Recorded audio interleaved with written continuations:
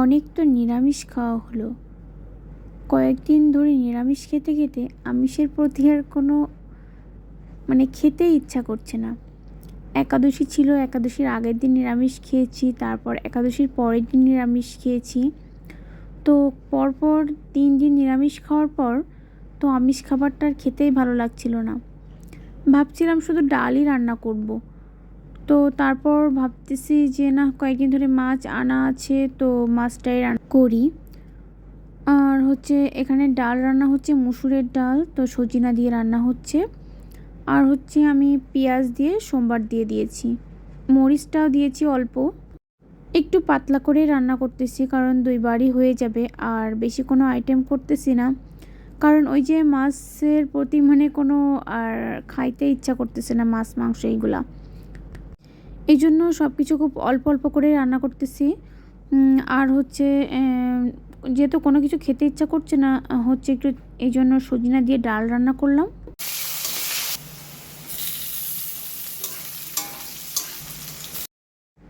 আর ডাল জিনিসটা একটু লেবু দিয়ে খাওয়া যাবে যদি মাছের ঝোল খেতে ইচ্ছে না করে, এই আর কি।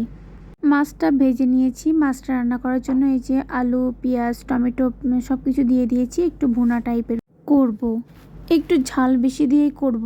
তো এই যে মশলাগুলাও সব দিয়ে দিচ্ছি। আর এই মাছটা, যে মাছটা আমি রান্না করব, আসলে সেই মাছটার আমি নাম জানি না। আগে একদিন ভিডিও পোস্ট দিয়েছিলাম, তো অনেকে অনেক প্রকারের নাম বলছিল, এক একজন এক এক রকম নাম বলতেছে।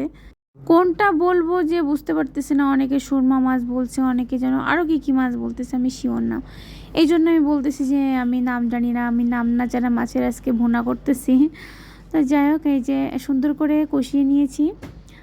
এই তো আমার ঝোল দিয়ে দিয়েছি। আর এই যে ঝোলটা ফুটে উঠেছে, আমি এই যে ভাজা মাছটা দিয়ে নিচ্ছি। এই তো মাছটা একটু আগেই দিয়ে দিয়েছি, কারণ এই মাছটা সাগরের মাছ, তো সুন্দর করে একটু রান্না করে নিব, এই জন্য আমি আগেই দিয়ে দিয়েছিলাম। তো এই তো আমার আর কি ঝোলটা ফুটে উঠেছে, আমার রান্নাও আর প্রায় হয়ে এসেছে। আমি এখন গ্যাসটা একটু পরে আর কি বন্ধ করে দিব। এই যে তো দেখো, গ্যাসটা বন্ধ করে দিয়েছি। আর মাছের ঝোলের কালারটা এসেছে, দেখো কত সুন্দর। ভুনা টাইপের একটু শুকনা মরিচ দিয়ে করেছি, টমেটো দিয়েছি, দেখেছি তো মশলাপাতি দিয়ে রান্না করেছি। একটু কষিয়ে তো ভালো না হয়ে পারে। মাছের থেকে আমার মাছের ঝোলটাই না বেশি ভালো লাগছিল খেতে। মাঝে মাঝে এইভাবে একটু পেঁয়াজ রসুন দিয়ে ভুনা করলেও মাছের ঝোলটা খেতে ভালো লাগে।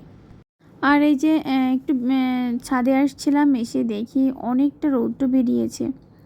যে পরিমাণ রৌদ্র, সেই পরিমাণ অনেক গরম আর কি পড়তেছে। আর এই যে শ্রুতি এখানে বসে আছে, আর একটু পর দুষ্টুমি শুরু হয়ে যাবে। সবাই ভালো থাকবেন, সুস্থ থাকবেন, টাটা, বাই বাই।